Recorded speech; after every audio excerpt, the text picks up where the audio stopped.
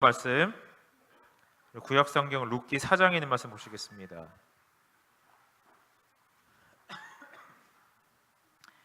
룻기서 이제 마지막 시간이 되었는데요. 룻기서의 결말이기도 하고 또 클라이막스이기도 합니다. 우리 4장이 조금 깁니다. 22절까지 있는데요. 오늘 말씀의 전반적인 맥락을 이해하기 위해서는 우리가 다 함께 좀 읽어보는 시간이 필요할 것 같습니다. 제가 홀수절 읽고 우리 성도님들께서 짝수절을 함께 읽어주시면 감사하겠습니다. 4장 1절로 22절입니다.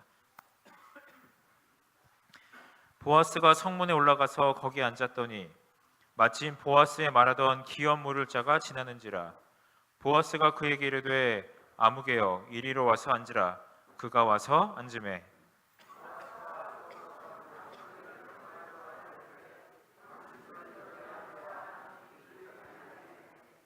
보아스가 그 기업 물을 자에게 이르되 모압 지방에서 돌아온 나오미가 우리 형제 엘리멜렉의 소유지를 관할하므로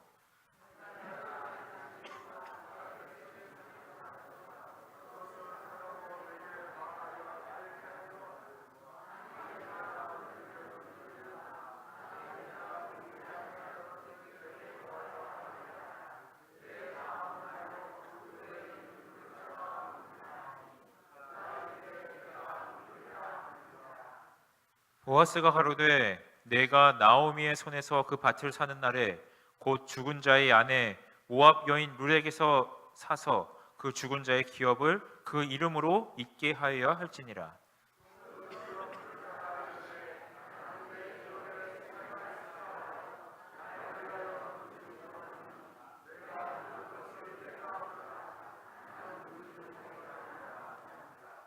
옛적 이스라엘 중에 모든 것을 모르거나 교환하는 일을 확정하기 위하여 사람이 그 신을 벗어 그 이웃에게 주더니 이것이 이스라엘에 증명하는 전례가 된지라.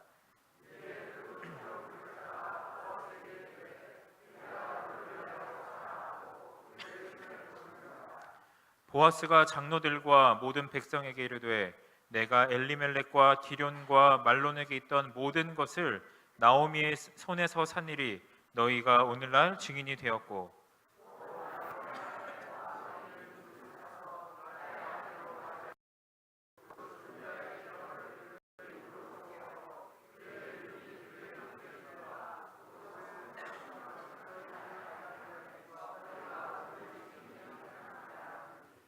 성문에 있는 모든 백성과 장로들이 가로되 우리가 증인이 되노니 여호와께서 내 집에 들어가는 여인으로 이스라엘 집을 세운 라헬, 레아 두 사람과 같게 하시고 너로 에브랏에서 유력하고 베들레헴에서 유명케 하시기를 원하며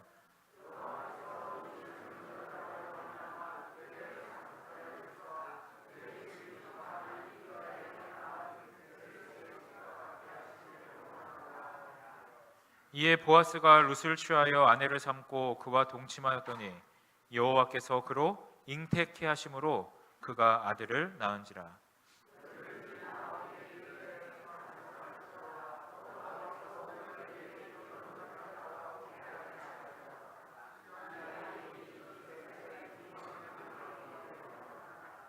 이는 내 생명의 회복자며 내 노년의 봉양자라.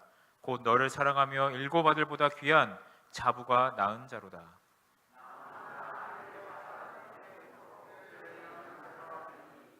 그 이웃 여인들이 그에게 이름을 주되 나오미가 아들을 낳았다 하여 그 이름을 오벳이라 하였는데 그는 다윗의 아비인 이새의 아비였더라.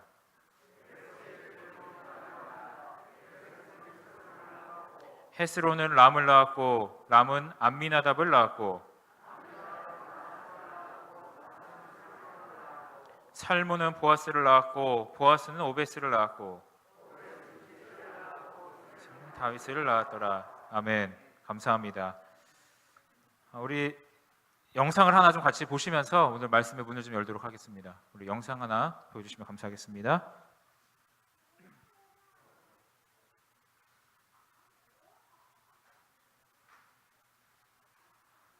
みんなの心に浮かんだことをそのまま書けばいいんだからね。 수업 시간에 아이들에게 그림을 그려보라고 선생님이 말씀하셨습니다.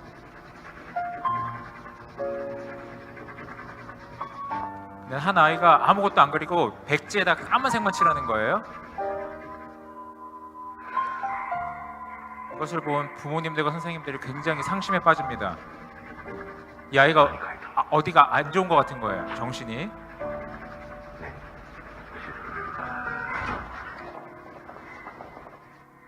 심지어는 이 심리학, 정신과 박사들에게까지 이 아이가 가게 됩니다. 隣色の空に向かってピンピンと突き立った鳥を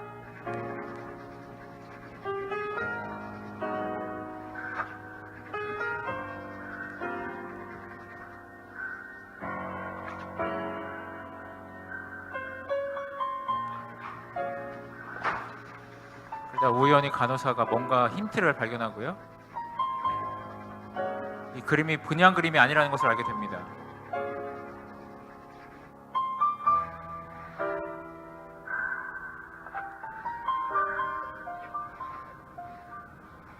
큰 고래를 그린 거였어요.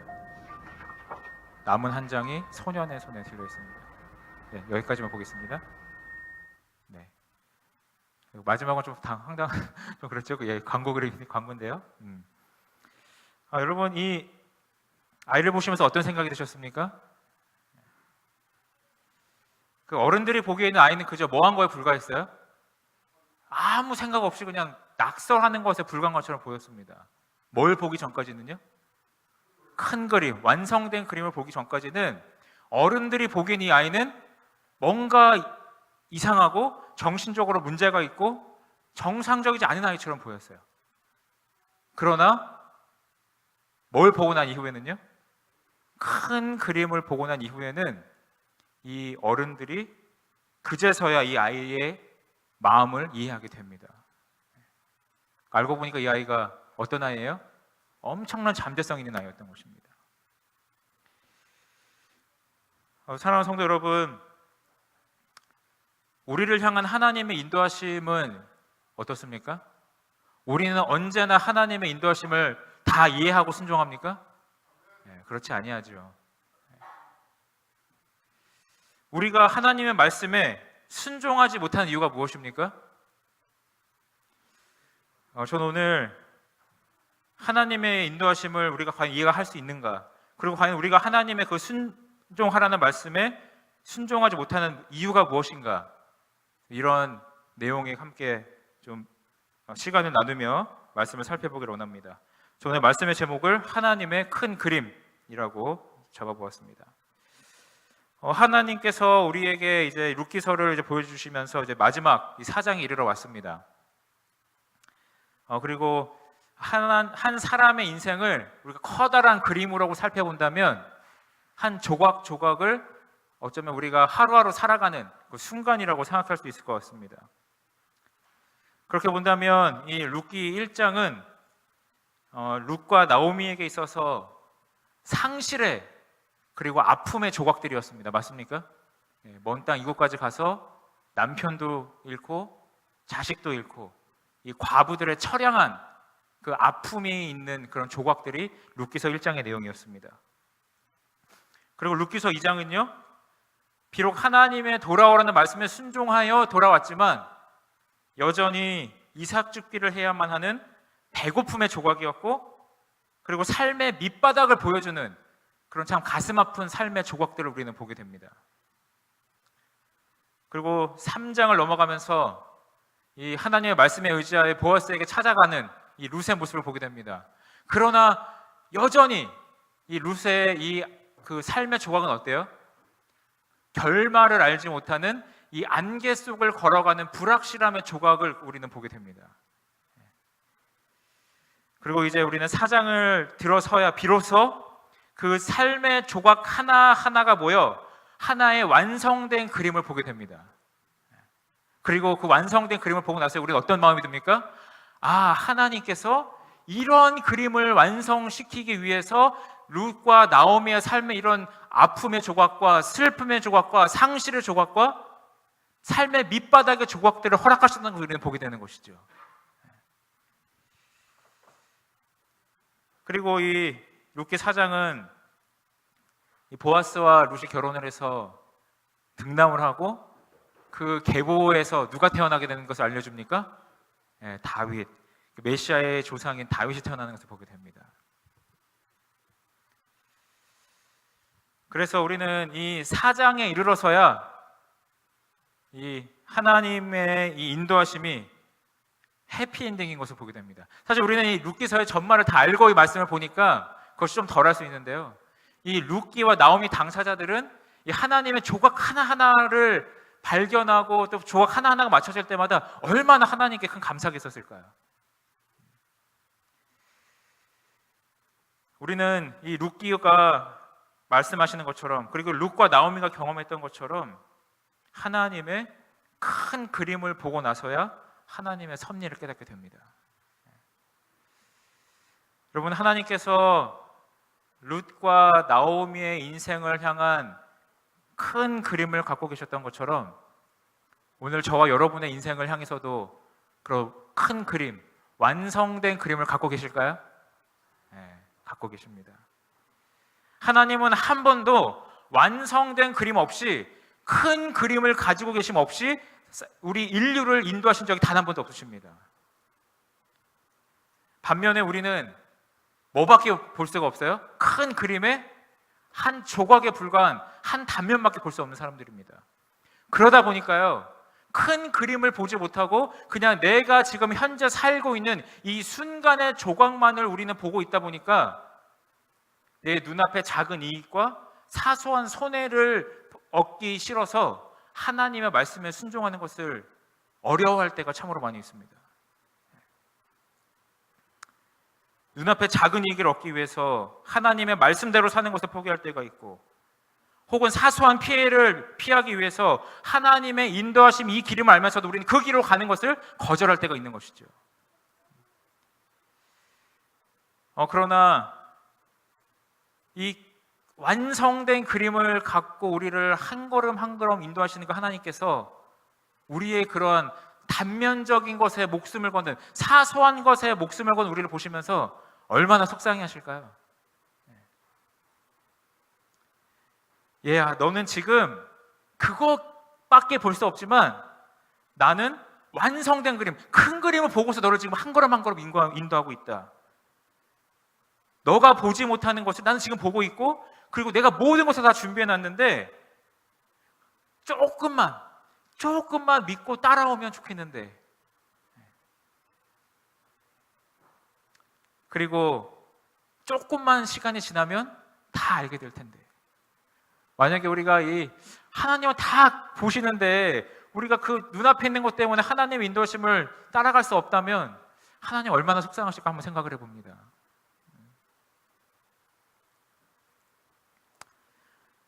우리 사랑하는 성도 여러분, 우리가 잘 아는 인물 가운데 요셉이 있습니다. 그죠? 여러분, 요셉은 이 모든 큰 그림을 보고 다 모든 것을 즐겨 받아들였습니까? 우리가 아닌 거 다 알고 있지 않습니까? 그죠? 네. 형들에 의해서 팔려나가는 것도, 노예 생활했던 것도, 감옥에 갇혔던 것도, 자신의 이름이 잊혀진 것 같은 그 모든 세월이 요셉에게도 역시 그냥 그에게 주어진 한 조각 한 조각을 볼 수밖에 없는 그런 제한된 삶이었습니다. 그러나 뭐가 지나고 보니까요, 시간이 지나서 완성된 그림을 그제서야 하나님께서 보여주시니까 모든 가족들이 그 유대 땅에서 이 이집트 땅을 왔을 때 뭐라고 얘기합니까? 하나님께서 당신들을 위하여 나를 미리 보내신 것입니다. 하나님은 뭘 보고 계셨다는 거예요? 큰 그림을 보고 계셨다는 겁니다. 그러므로 퍼즐 조각을 맞추듯이 시간이 지나고 돌아보면 하나님께서는 언제나 오르셨다는 것을 우리는 인정할 수밖에 없게 됩니다. 언제나 우리를 옳은 길로만, 확실한 길로만, 완성된 그림을 가지고서만 인도하시는 우리 하나님을 따라가시기를 주저하지 아니하시는 우리 모든 믿음의 가족들 되시기를 간절히 기도합니다. 제가 21살 때 천명성사를 갔습니다.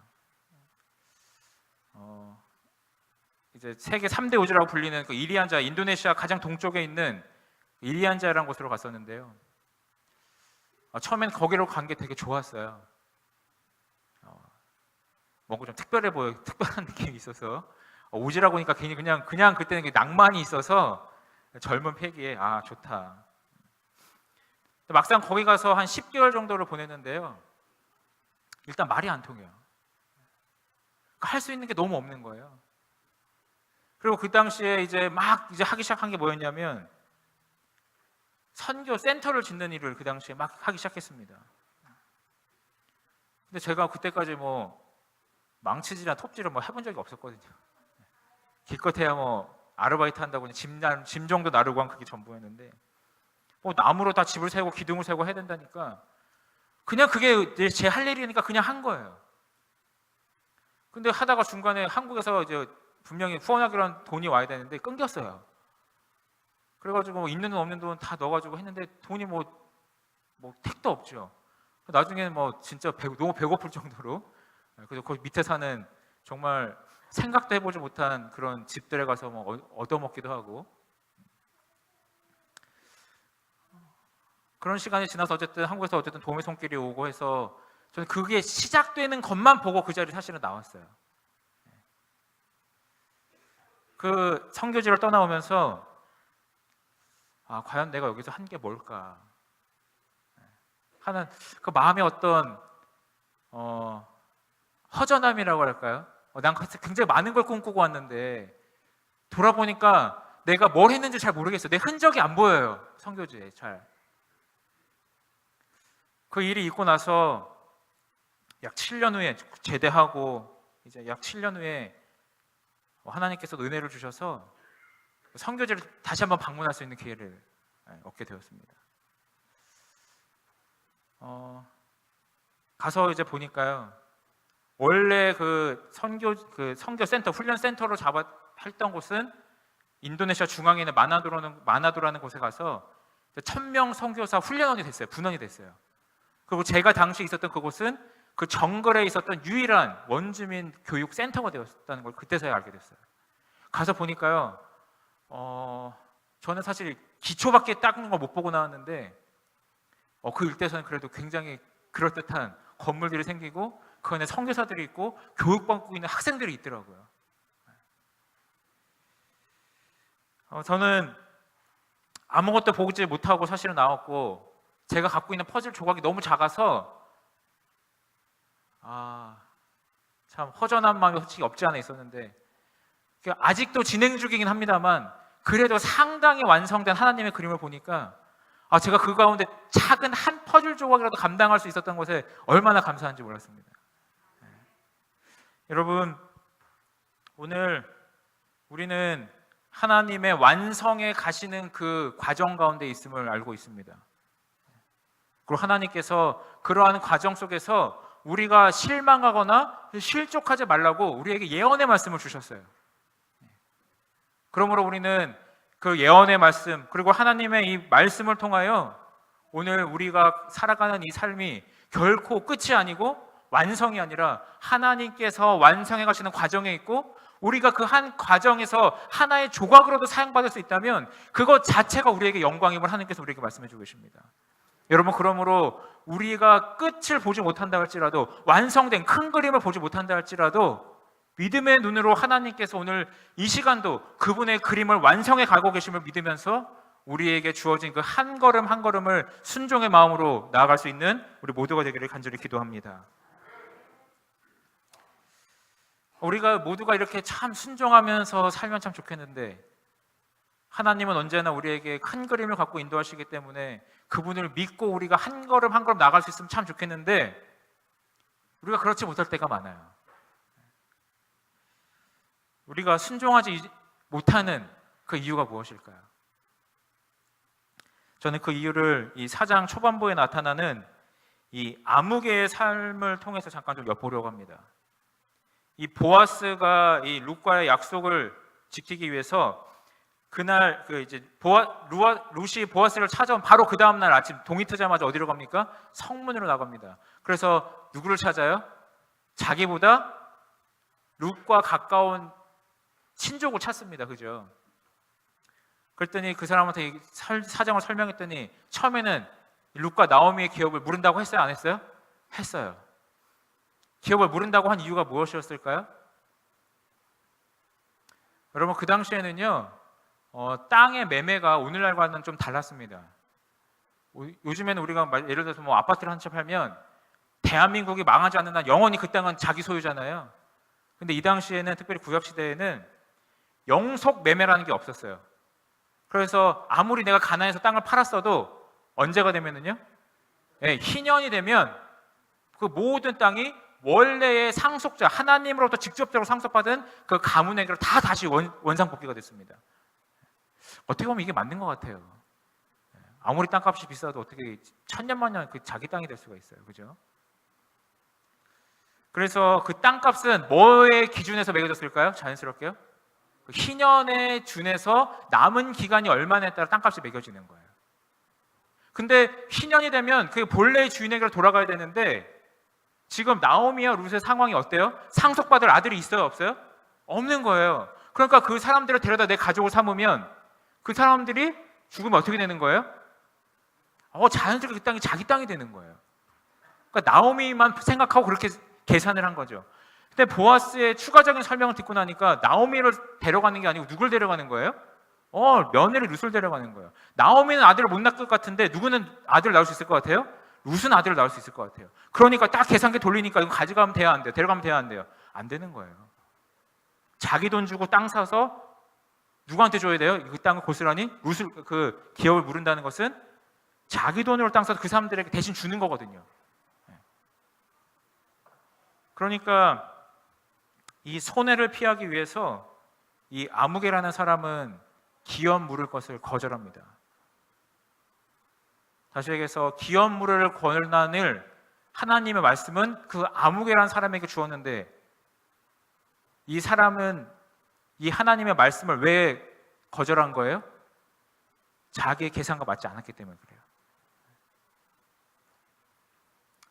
다시 얘기하면 이 나오미와 룻의 기업을 무르는 일이 합리적이지 않았기 때문에 그렇습니다.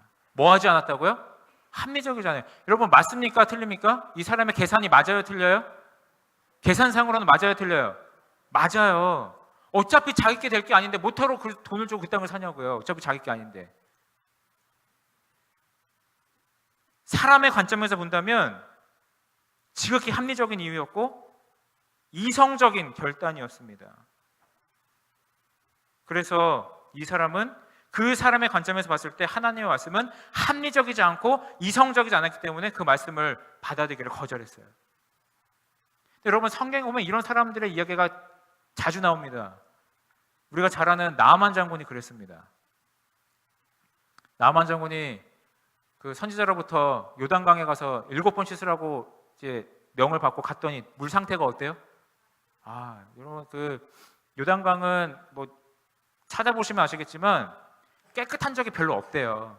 항상 흙탕물이고 흙탕물을 우리 보통 뭐라고 부릅니까? 똥물이라고 부르죠. 딱 봐도 똥물인 거예요. 그 요단강이. 그러니까 내 생각에는 뭐라고 얘기하는 거예요? 여기 물을 내 몸을 담그는 것보다 야 우리 동네에 가면 훨씬 깨끗하고 좋은 물 많은데 거기 가서 담그는 게 낫겠다 이렇게 얘기를 하잖아요. 그러니까 나아만 장군의 합리적인 사고로는 어디가 더 좋아 보이는 거예요? 요단강보다요?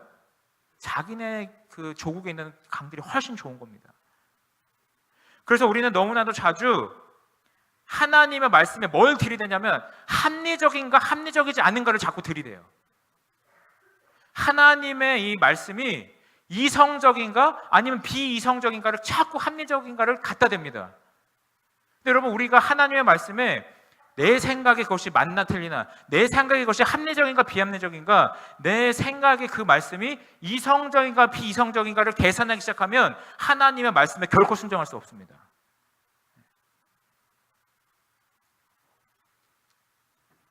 뱀에 물린 사람에게 그 출애굽하면서 불뱀에 물린 사람들에게 뭘 쳐다보며 살겠다고 말씀하셨어요? 구리뱀. 여러분 그거 합리적인가요? 정상적인 말씀입니까? 여리고 성을 그냥 일주일 동안 돌면 그 성이 무너질 것이다. 여러분 이거 이성적인 사고로 가능한 일인가요? 사람 이성적인 생각으로요? 오른밤을 맞으면 맨밤도 되라. 이거 괜찮은 상식적으로 여러분 가능한가요 이게? 원수도 사랑해라. 날마다 죽는 게 곧 사는 거다. 여러분, 하나님의 말씀 가운데 사람의 이성과 합리적인 것으로 속 시원하게 해결되는 문제들이 사실 없습니다. 그러나 하나님께서는 그럼에도 불구하고 우리에게 순종하라고 말씀하십니다. 여러분, 우리는 너무나도 자주 뭘 찾고 싶어 하냐면 이유를 찾고 싶어요. 여러분, 우리가 그 하나님의 말씀에 나타나는 그 식습관을 보통 우리가 이해하려고 할 때 건강과 많이 직결해서 이야기를 합니다. 우리는 돼지고기 건강에 좋지 않아서 하나님께서 먹지 말라고 우리에게 구별해 주신 거라고 많이들 생각하고 또 그렇게 설명을 하잖아요. 물론 틀린 건 아닙니다. 분명히 맞는 말입니다. 여러분, 유대인들에게 당신들은 왜 돼지고기 안 먹냐고 물어보면 그 사람들 뭐라고 얘기할까요? 뭐라고 얘기할까요? 우리처럼 그거 먹으면 뭐 유통이 너무 오늘날 황폐돼서 뭐 먹으면 항생제 때문에 몸이 안 좋고 뭐 돼지 머리에 무슨 기생충이 살고 그거 먹으면 뭐 지방이 많아가지고 그 사람들도 그렇게 받아들일까요? 그러면 유대인들은요 다른 이유가 없다고 합니다. 딱 하나 이유가 뭐냐면 하나님께서 먹지 말라고 하셨으니까 안 먹는다는 거예요.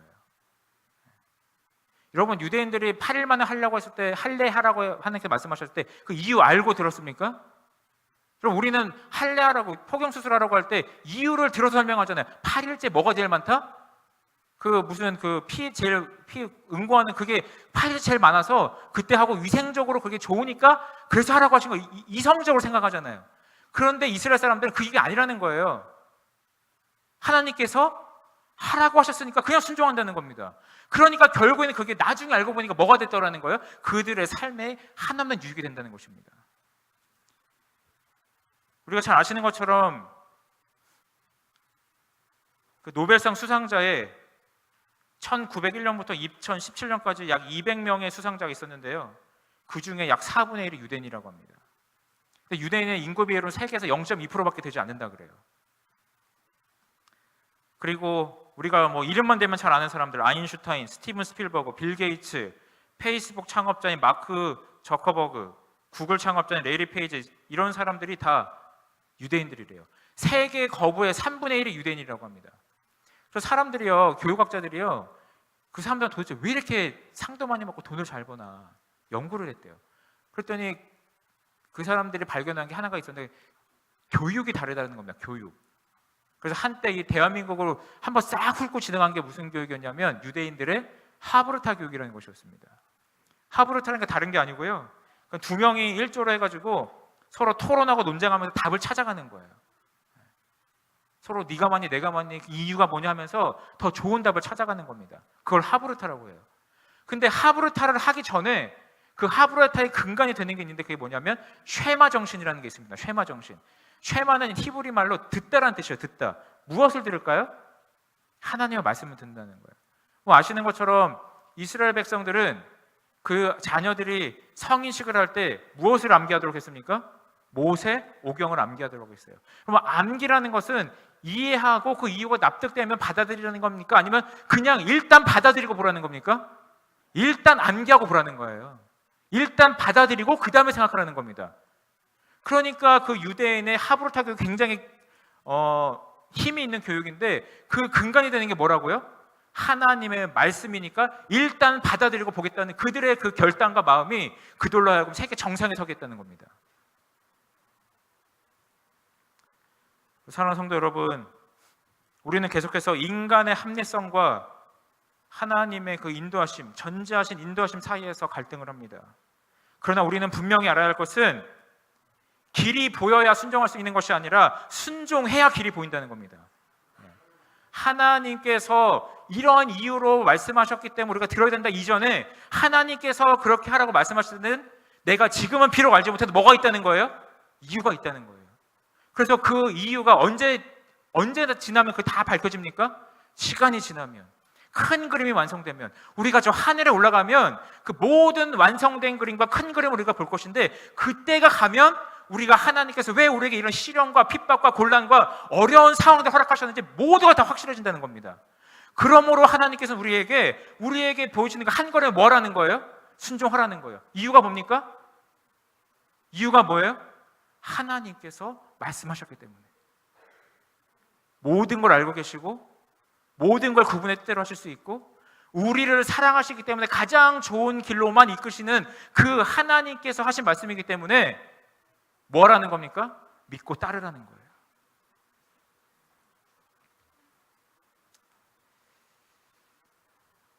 한 선교사 아버지와 아들 사이에 있었던 일이라고 합니다. 그 한 아들이 그 선교지에서 그 숲에서 놀고 있는데 아버지가 지나가다가 그 아들을 봤어요. 그러자 그 아들을 보자마자 순간적으로 아버지가 그 아들에게 엎드려라고 얘기했어요. 엎드려. 그러자 이 아들이 영문도 모른 채 아버지가 엎드리라고 하니까 바짝 엎드렸어요. 그러더니 그 아버지가 이어서 조심조심 옆으로 빠져서 나오라는 거예요.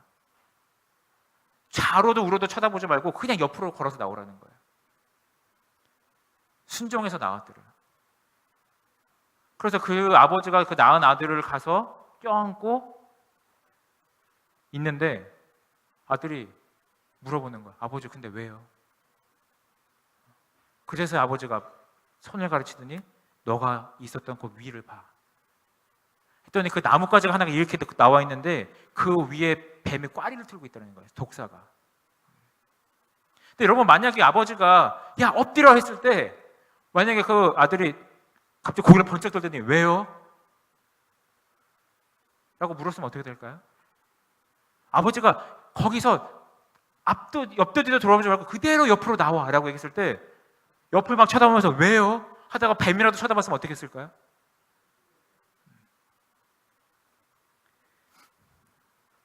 사랑하는 성도 여러분, 오늘 우리가 하나님의 말씀을 앞에 두고 과연 그것이 내 생각에 맞는가, 내 생각에 맞지 않는가 따지지 않고 순종하는 우리가 되기를 간절히 기도합니다. 하나님의 명령하심을 앞에 두고 그 명령하심이 내 이성에 맞는가, 비이성적인가 우리가 계산하지 않고 순종하는 우리가 되기를 간절히 바랍니다. 하나님께서 인도하실 때 그것이 합리적인가 비합리적인가 지금 당장 따지지 마시고 일단 하나님께서 말씀하셨기 때문에 순종할 수 있는 우리가 되기를 간절히 기도합니다. 비록 우리가 큰 그림을 보지 못하기 때문에 그 이유를 다 알지 못하더라도 언제가 되면은요? 그 큰 그림이 완성되면 하나님께서 완성된 그림을 우리에게 보여줄 때는 일말의 의심의 여지도 없이 우리는 모든 것에 하나님의 모든 인도하심에 대한 이유를 보게 될 것입니다. 여러분 우리가 그 이유와 하나님의 인도하심의 목적을 보기 위해서라도 저 하늘에 가야 되지 않을까요? 네. 그러므로 이 시간 혹 하나님의 섭리 속에서 이 룻과 나오미가 1장과 2장에서 경험했던 것처럼 그런 시련의 터널과 어려움의 터널을 지나고 계신 분들이 계시다면 전능하시고 전지하시고 사랑이 한량없으신 우리 하나님의 인도하심을 조금만 더 믿고 포기하지 않으시면 참 좋겠습니다. 오늘 우리가 살아가는 이 삶의 조각들이 아직은 말씀이라서 하나님께서 왜 하나님의 말씀대로 살았음에도 불구하고 하나님의 말씀대로 순종하고자 함에도 불구하고 내게 이런 시련을 주시는 걸까 다 이해할 수 없을 수 있습니다. 그러나 우리는 이 룻기 4장까지 다 보면서 하나님께서 왜 이 두 여인을 이렇게 인도하시는지 다 알잖아요. 우리도 그 룻기서의 모든 전말을 알고 이 룻기서를 읽는 것처럼 하나님의 모든 인도하신 목적과 그 방향과 그 섭리를 이해할 날이 멀지 않았음으로 믿습니다. 하나님의 그 인도하심대로 즉각 순종하고 절대 순종하는 믿음의 가족들 되시기를 간절히 바라면서 말씀을 줄이도록 하겠습니다.